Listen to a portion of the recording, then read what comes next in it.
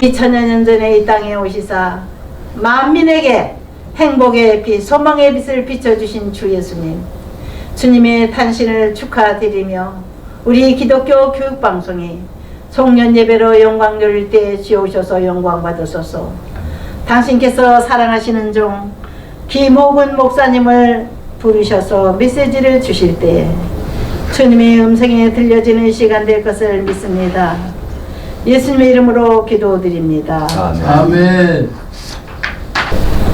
이 시간은 하나님께서 보내신 종 김호근 목사님을 통해서 주시는 메시지는 이사야서 9장 1절부터 7절까지의 메시지를 봉독하겠습니다. 은혜 받을 제목은 잠잠하고 주를 바라보며 기다리라, 이런 제목으로 메시지를 전해 주시겠습니다. 전에 고통받던 자들에게는 흑암이 없으리로다. 옛적에는 여호와께서 스불론 땅과 납달리 땅의 멸시를 당하게 하셨더니 후에는 해변길과 요단 저쪽 이방의 갈릴리를 영화롭게 하셨느니라. 흑암에 행하던 백성이 큰 빛을 보고 사망의 그늘진 땅에 거주하던 자에게 빛이 비치도다. 주께서 이 나라를 상상하게 하시며 그 즐거움을 더하게 하셨으므로 추수하는 즐거움과 탈취물을 나눌 때의 즐거움같이 그들이 주 앞에서 즐거워하오니, 이는 그들이 무겁게 맨 멍에와 그들이 어깨의 채찍과 그 압제자의 막대기를 주께서 꺾으시되 미디안의 날과 같이 하셨음이니이다.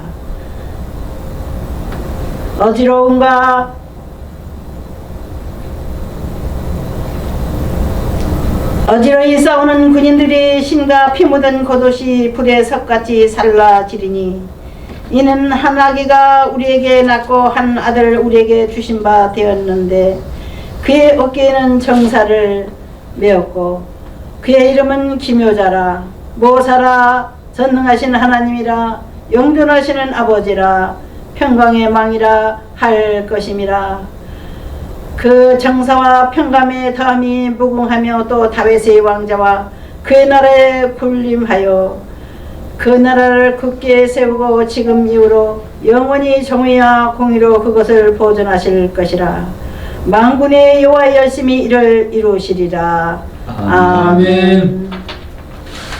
이 시간 나오실 때 할렐루야로 환영하시며 귀한 메시지를 순종함으로 받는 시간 되십시다. 할렐루야.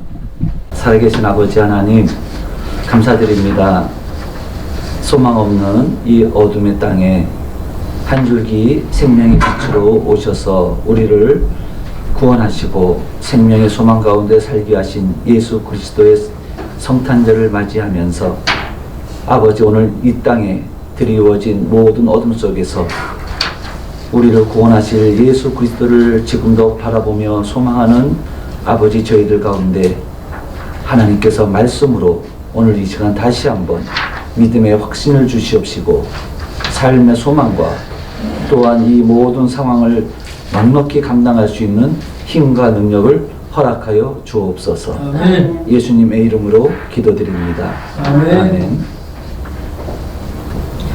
네, 우리 교회는 모든 교회의 시작은 우리 예수님을 기다리는 데에서부터 시작을 합니다.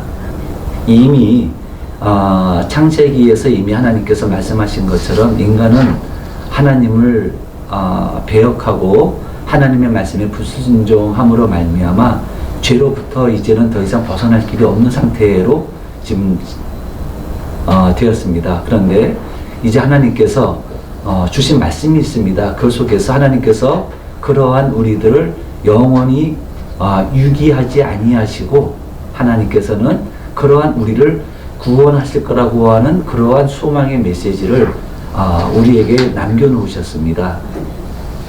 그래서 죄를 짓고 난 이후에 모든 인류와 그리고 하나님을 사모하는 모든 자들은 이와 같이 우리를 구원하실 메시아를 늘 기다리면서 지금까지 오게 된 것입니다.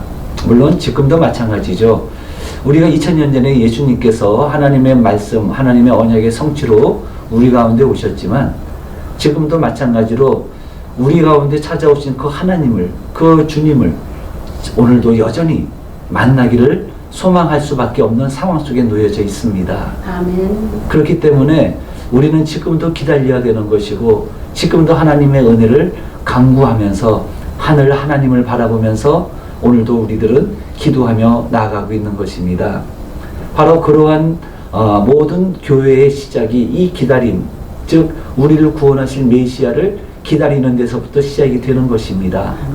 2024년도 이제 대강절 또 대림절이라고 하는 이 메시아를 기다리는 이 시간들이 사실 우리들에게는 어찌 보면은 더욱더 특히 2024년도 이 대한민국에 처한 이 모든 상황들 속에서 살아가고 있는 우리들에게는 어찌 보면 이 시간들이 하나의 골든타임이 아닐까라는 생각을 해보게 됩니다. 골든타임. 여러분, 이 시간들을 헛되이 보내지 않았으면 좋겠다는 것입니다. 왜냐? 하나님은 분명히 하나님을 경외하며 하나님을 의지하며 하나님을 소망하는 자들을 반드시 구원하시는 하나님이심을 우리가 알기에 우리 생각으로는 지금 어떻게 이 상황을 해치고 나가게 될지 어떻게 다시 소망의 불씨를 살려야 될지 알지 못한다고 우리에게 방법이 없다고 우리가 절망하며 좌절하면서 이 시간들을 허비하면 안 되는 것입니다. 상황이 힘들고 어렵고 긴박할수록 우리는 더욱더 하나님께 소망을 두고 이 시간들을 쓸데없이 허비하면 안 되겠습니다. 감정적인 어떤 그런 감정에 호소하면서 감성의 사치를 누리는 것이 아니라 우리는 오직 하나님께서 하신 말씀을 붙잡고 우리는 끝까지 힘들고 어려울수록 더욱더 소망을 붙잡고 나아가야 될 줄로 믿습니다. 그렇습니다. 여러분들, 우리가 할 수 있는 일은 별로 없어 보입니다. 할 수 있을 때 무언가를 할 수 있다면 그것은 믿음이 아닙니다.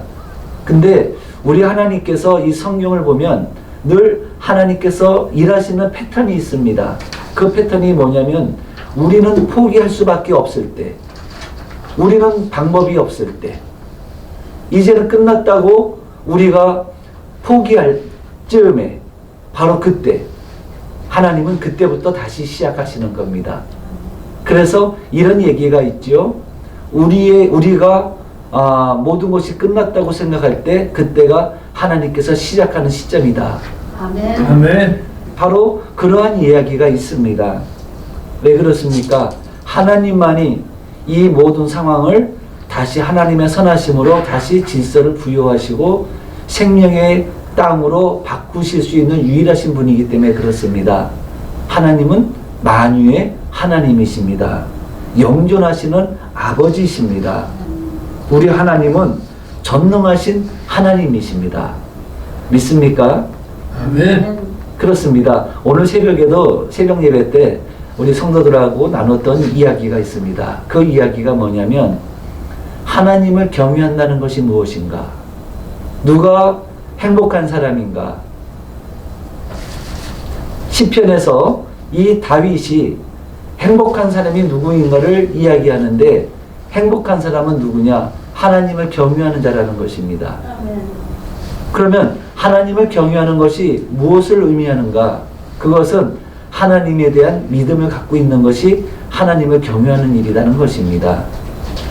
살든지 죽든지 비록 내 마음대로 내 생각대로 안 된다 할지라도 어찌 보면 객관적으로 이 세상 사람들이 바라보기에 이제 너는 끝이야, 더 이상 소망이 없어 라고 이야기하는 그때라도 그 모든 상황들을 하나님 앞에 맡길 수 있는 그러한 믿음을 가지고 하나님 앞에 겸손하게 무릎 꿇고 있는 그 자세가 바로 하나님을 경외하는 사람입니다.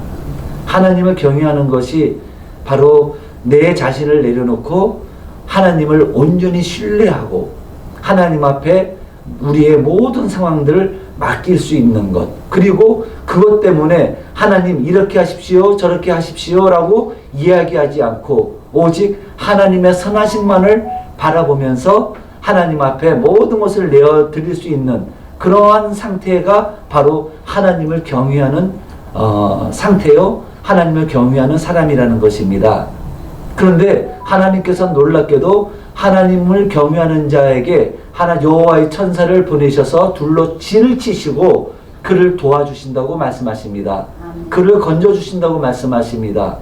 젊은 사자는 굶주릴지라도 하나님을 경외하는 자는 절대로 굶주리지 않는다고 그렇게 말씀하고 계시는 것입니다. 할렐루야. 아멘. 그렇습니다. 오늘 이 이사야서 9장 1절로 7절의 말씀을 우리를 구원하실 메시아로서 오실 아기 예수님에 대한 예언의 말씀인 것입니다. 이 말씀을 통해서 우리가 다시 한번 마음속에 새겨야 될 말씀이 뭐냐? 우리는 잠잠하고 주님을 바라보며 우리 하나님, 구원의 하나님을 기다려야 된다는 것입니다. 역사적으로 스스로 구원에 이른 자가 한 사람이 없습니다. 우리는 스스로 구원할 수 있는 상황에 나아갈 수 없는 사람들입니다. 그렇기 때문에 우리는 하나님의 구원을 바라봐야 되는 것입니다. 여러분, 저는 항상 절망스러운 상황 속에 빠졌을 때 하나님께서 주시는 말씀이 있습니다.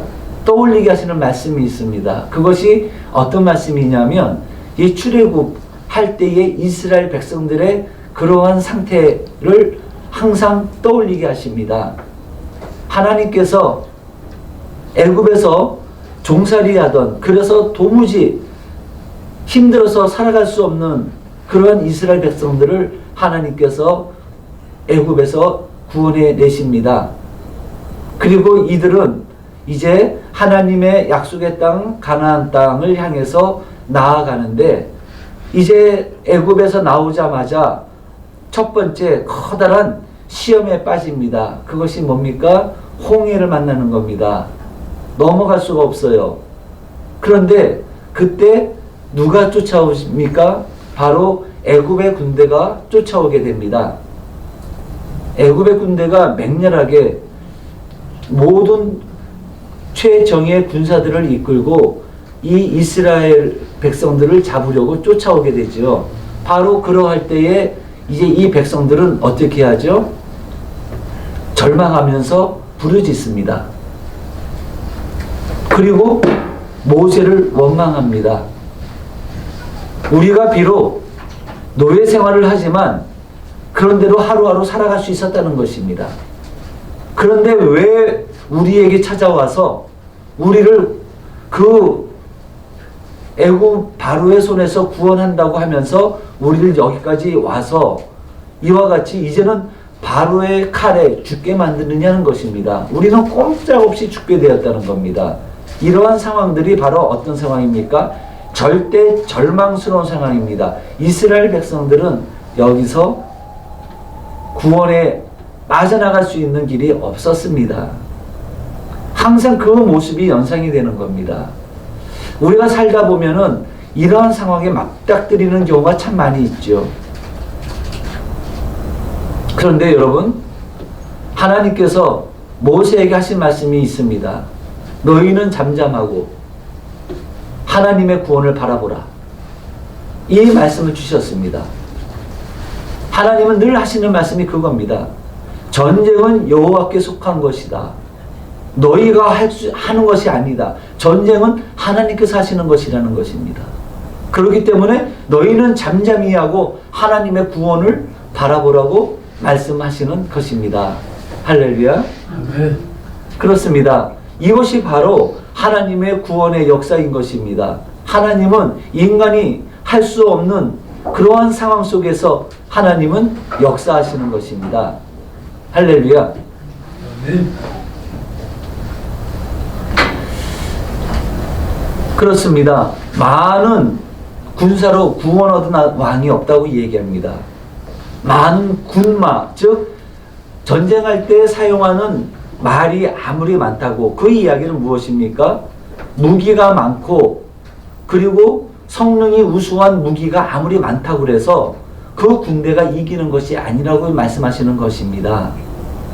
하나님께서 하시는 말씀, 그러면서 우리에게 보여주신 너무나도 선명한 그런 사건이 있죠.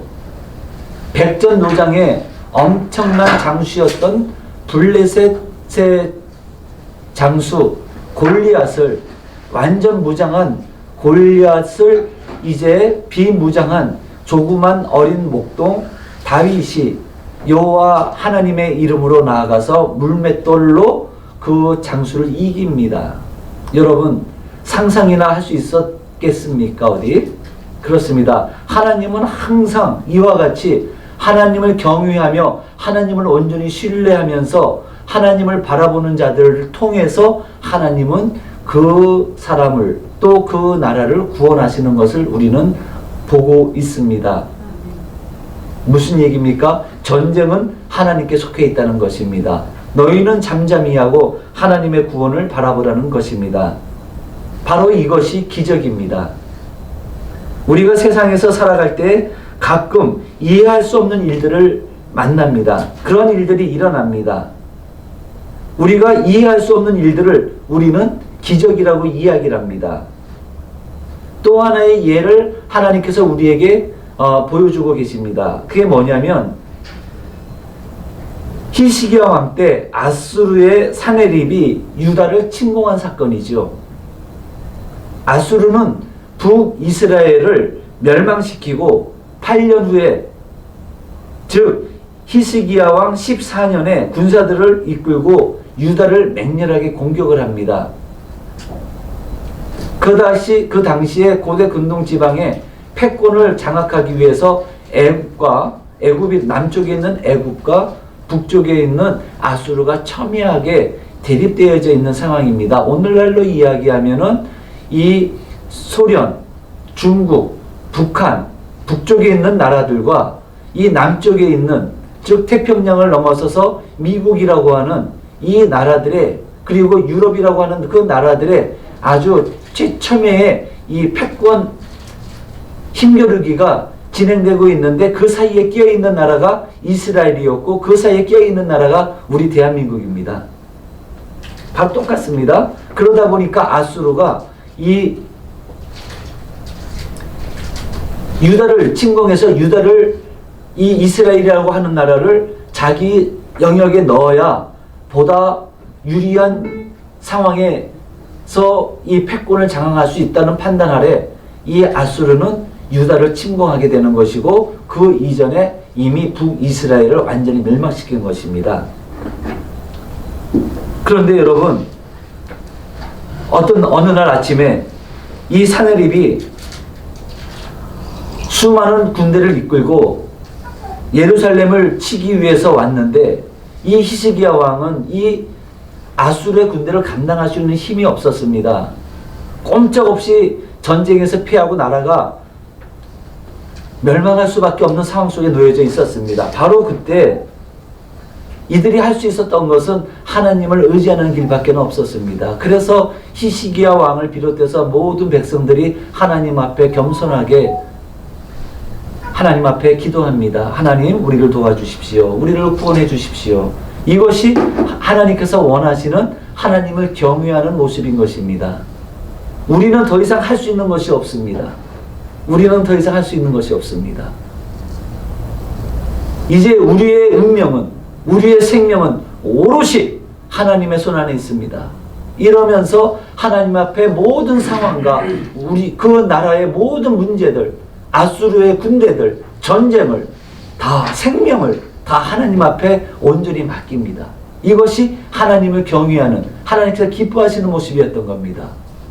그런데 여러분 보십시오. 어떤 일이 일어났습니까? 기도만 하고 기다리던 이 히스기야 왕을 비롯한 유다 나라에 어느 날 아침에 일찍이 일어나서 적진을 바라보니 놀라운 일이 일어났습니다. 열왕기하 19장 35절에 이렇게 기록되어져 있죠. 이 밤에 여호와의 사자가 나와서 아수르 진영에서 군사 18만 5천 명을 친지라. 아침에 일찍이 일어나 보니 다 송장이 되었더라. 여러분 보십시오. 이것은 역사적으로 기록된 내용입니다. 이유를 수가 없습니다. 하지만 성경은 분명히 말씀하십니다. 18만 5천 명이 다 소였는데 왜 그런 일이 일어났는지 하나님을 배제하고 그 원인을 분석하면 그 원인을 알 수가 없어요.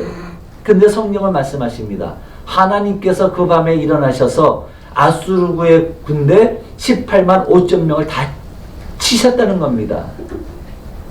그리고 하나님을 능멸하고 하나님의 이름을 모독했던 사내립은 본국에 돌아가서 암살을 당해서 죽고 맙니다. 비참한 최후를 맞이했던 거죠. 이것을 사람들은 기적이라고 얘기합니다. 그런데 사실 이 기적은 누구의 손에 의해서 일어났습니까? 여호와 하나님의 손에 의해서 일어났고, 또한 그 백성들이 한 일은 하나님을 경외함으로 오롯이 하나님 앞에 모든 상황을 맡겼을 때, 그리고 기도했을 때 이러한 일들이 일어났던 것입니다. 여러분 한번 생각을 해보십시오. 이러한 일들이 한두 가지가 아닙니다. 여러분 300명과 13만 5천 명이 싸우면 누가 이깁니까? 이길 수 없는 싸움이에요. 300명이 이길 수가 없는 싸움입니다, 여러분. 그런데 하나님께서는 어떻게 하십니까? 하나님께서는 겁쟁이 기드온을 택하시고, 그리고 3만 2천 명의 이스라엘의 군사들 중에서 300명만 남겨놓으십니다. 10,000명도 많다는 겁니다. 여러분 이해가 되지 않죠. 13만 5천이라고 하는 미디안 군대가 쳐들어오고 있는데 그들과 싸워야 되는데 10,000명도 많다는 거예요. 결국은 300명만 남겨놓습니다.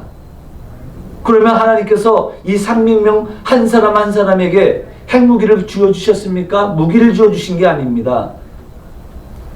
너무나도 어처구니 없이 횃불과 항아리 하나만 쥐어주셨어요. 그 얘기는 뭡니까? 전쟁은 너희들이 하는 것이 아니라 내가 하는 것이라는 것입니다. 전쟁은 하나님께 속한 것이라는 것입니다. 그들이 나가서 한 것은 없어요. 그들은 두려움에 갇혀 있었어요. 근데 하나님께서 그 두려움의 견고한 진을 깨뜨리십니다. 꿈으로, 환상으로, 적진의 보초들의 이야기를 통해서 그 기드온과 300명의 군사들이 가운데 있는 그 두려움을 깨버리십니다. 그리고 횃불과 항아리를 들고 나아가게 하시고 결국은 어떻게 됩니까? 300명이 이깁니다, 여러분. 인류 역사의 전쟁사에서 이 같은 일이 있을 수가 없는 일입니다.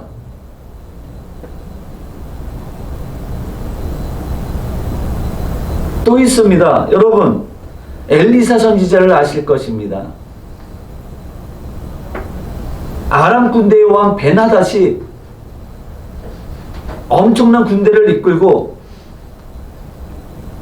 이스라엘 사마리아를 둘러쌉니다. 이때가 엄청난 위기였습니다.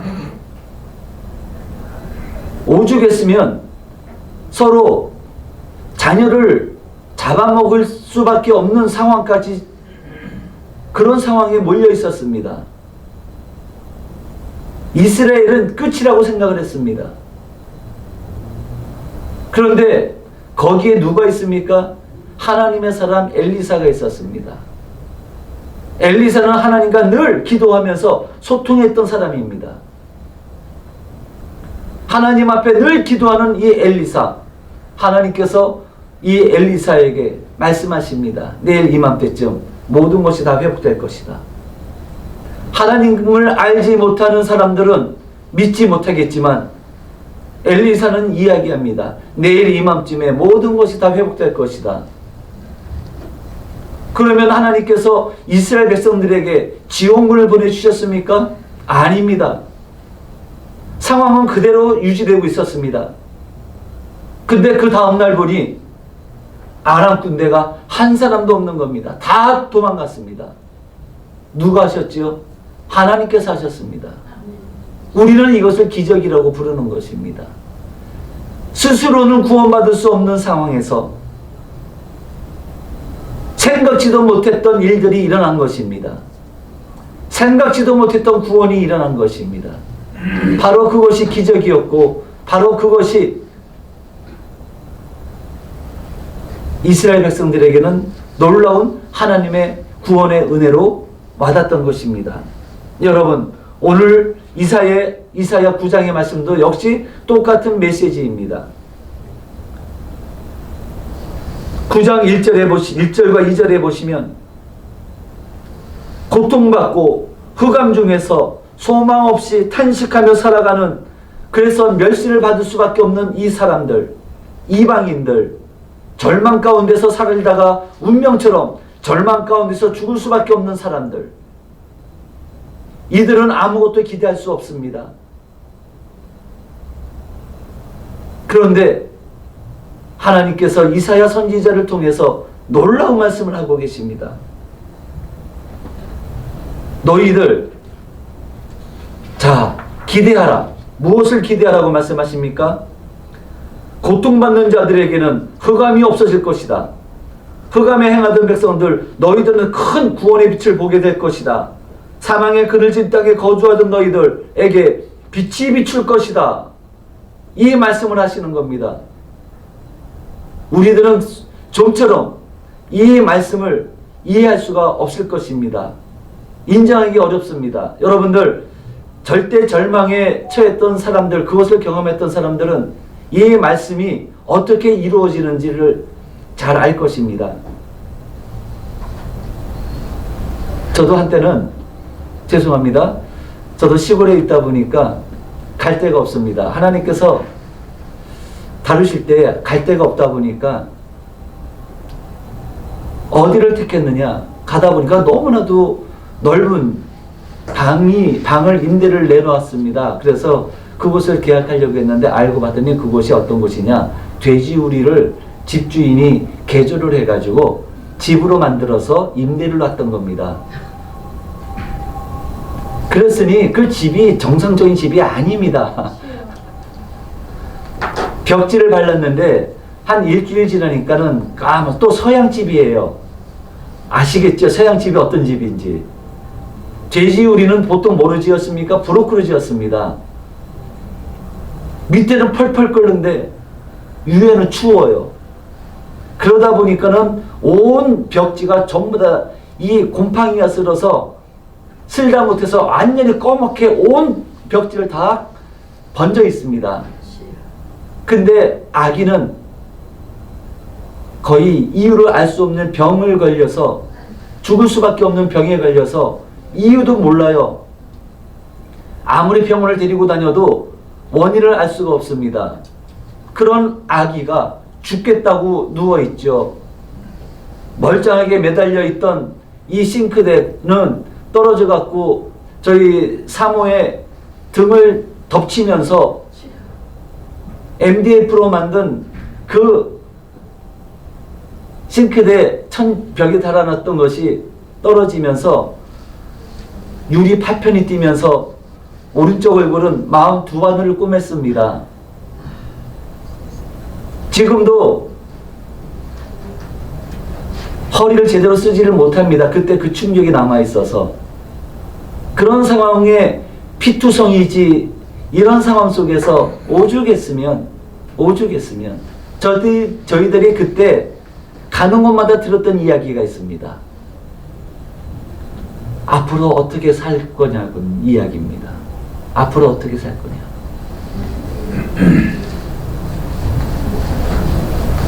누가 봐도 소망이 없는 그러한 집이었습니다. 사람들은 이야기합니다. 저 집은 저주받은 집이다.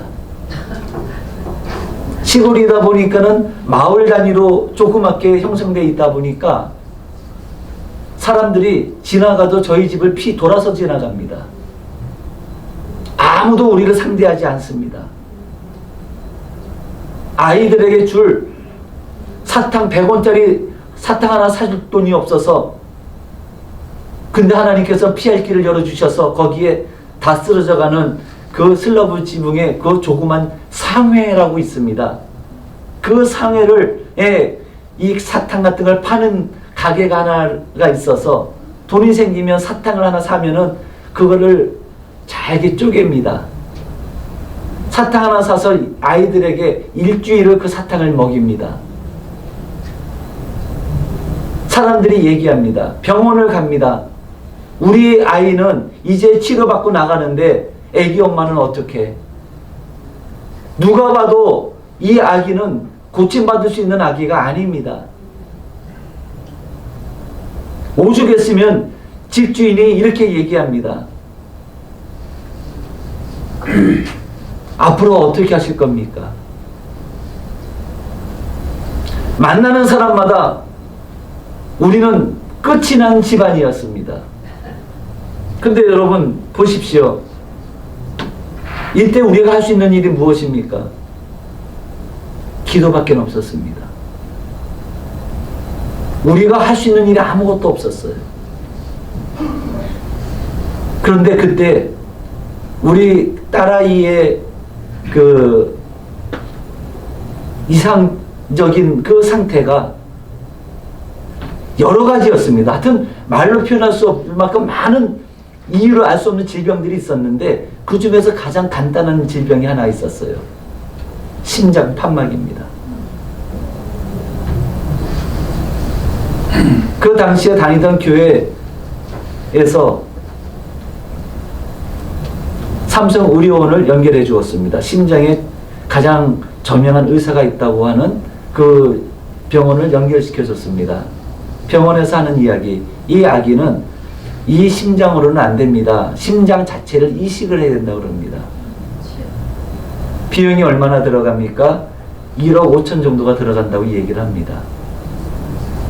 근데 교회에서 또다시 그 심장병 어린이를 돕는 프로젝트가 있는 그 단체를 저희들하고 연결을 시켜줘서 그 단체에서 연락이 옵니다.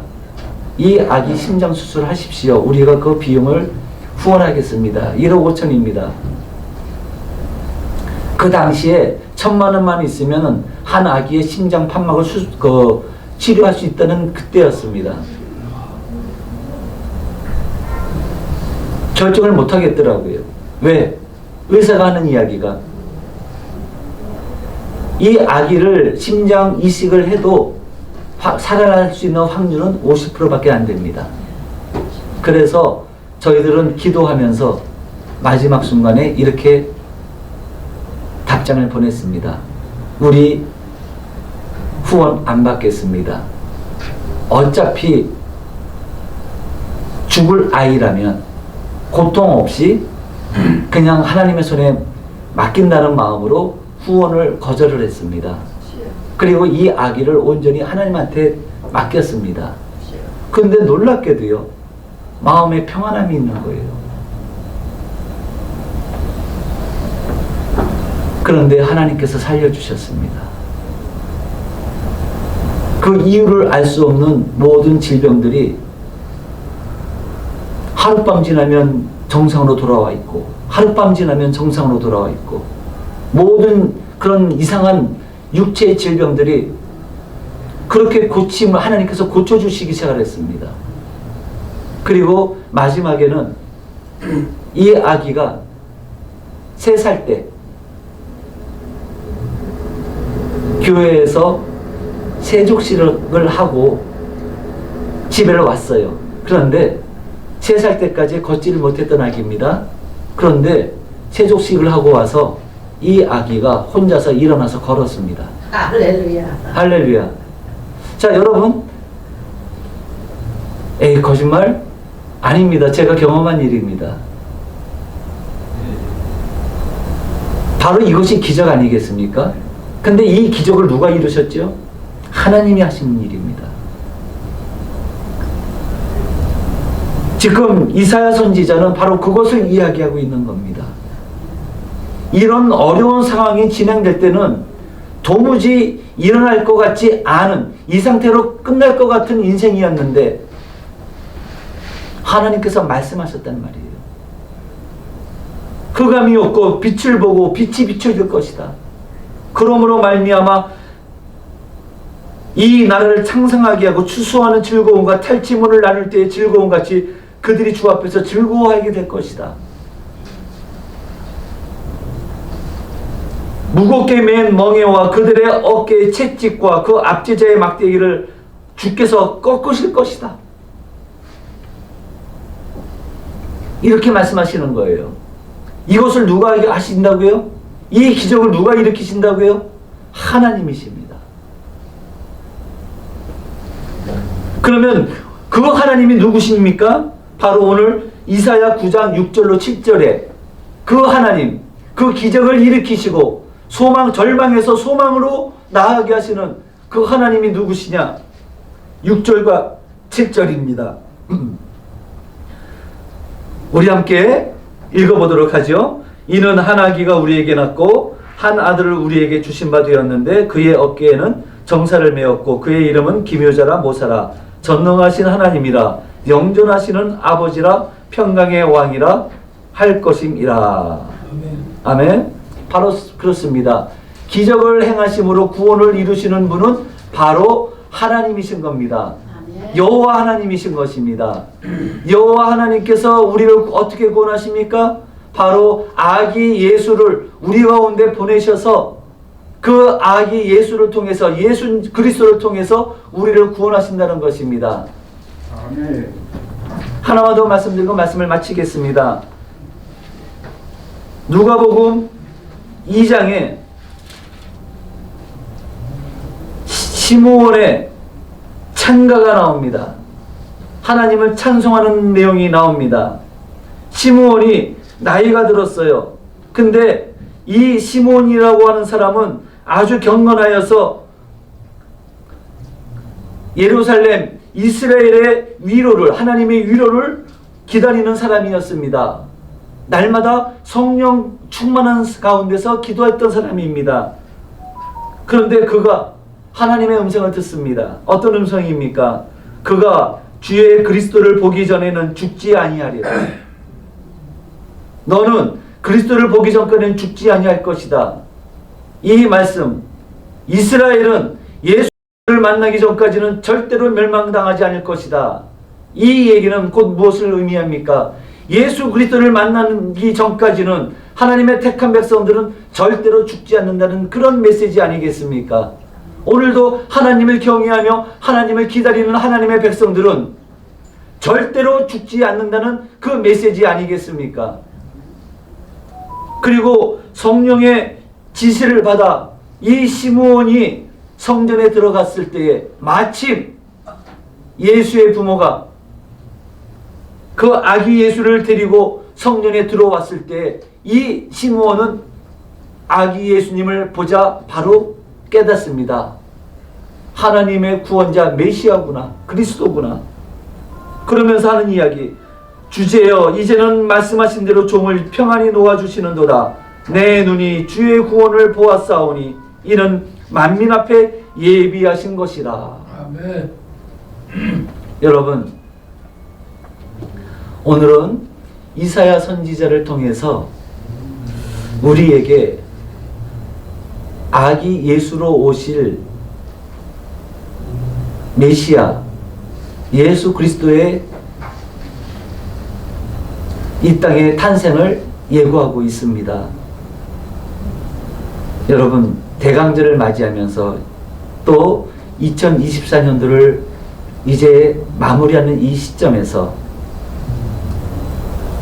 모든 상황들이 힘들고 어려울지라도 여러분, 오늘 이사야 선지자를 통해 주시는 이 메시지, 너희는 잠잠히 하고 주를 바라보며 기다리라고 하는 이 메시지를 마음속에 품으시기 바랍니다. 아멘.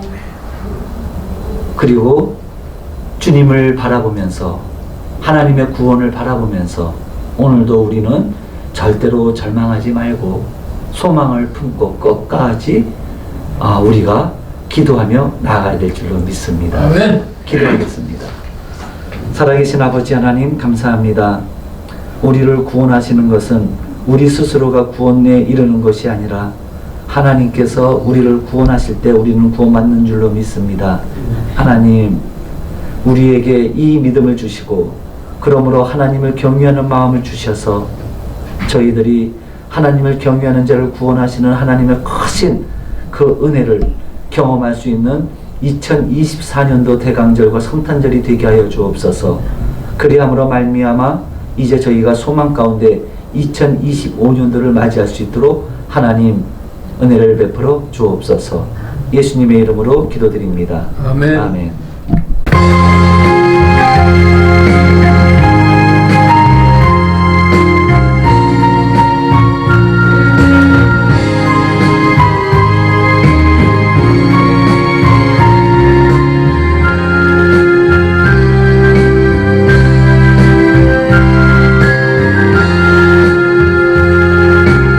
휘몰아치는 파도 위에서 찬송할 수 있는가. 죽음의 파도 출렁거려도 너는 찬양할 수 있는가. 잔잔한 바다 위로 승풍을 타고 찬양하지 못할까. 비바람 몰아칠 때 누굴 의지하나. 기뻐하며 감사하며 기도하며 찬양하여라. 파도를 향해 명령하여라. 파도여 잠잠하라. 파도여 잠잠하여라. 폭풍우 속을 달려가다가 낙심하지 말아라. 늘 지키시는 너의 하나님 그냥 버려두지 않는다. 슬픔과 괴로움이 닥쳐온데도 찬양하며 살아라. 영원한 생명의 길 예수 따라가는 길. 독수리처럼 날아올라라. 다윗처럼 찬양하여라. 승리를 향해 크게 외쳐라. 파도여 잠잠하라. 파도여 잠잠하여라. 해가 비비고 달이 변해도 너는 담대하여라. 파도 잠재운 우리 예수님 너를 도와 승리하리라. 하늘이 무너지고 땅이 꺼져도 찬양하며 섬겨라. 하늘의 천군 천사 나를 지켜주리라. 두려워 마라. 놀라지 마라. 내가 너와 함께 하리라. 파도를 향해 크게 외쳐라. 파도여 잠잠하라. 파도여 잠잠하여라.